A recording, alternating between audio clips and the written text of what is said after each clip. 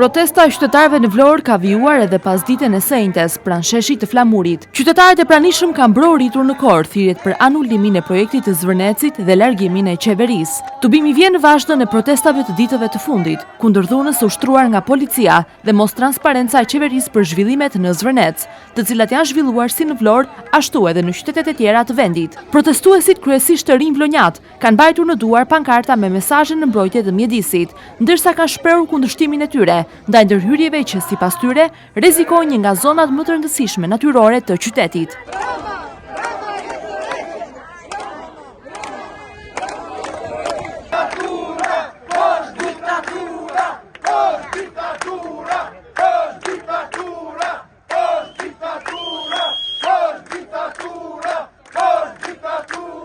Më pas, protesta paqësore ka vijuar në rrugët e qytetit drejt shëtitores bregdetare Lungomare. Gjatë marshimit, protestuesit mbanin pankarta me mesazhe kundër projektit, duke kërkuar anullimin e tij dhe mbrojtjen e interesit publik. Në tubim nuk munguan as thirrjet kundër qeverisë, ndërsa pjesëmarrësit shprehën pakënaqësi për mënyrën se si sipas tyre po menaxhohen çështjet që lidhen me zhvillimin e territorit dhe pasuritë publike.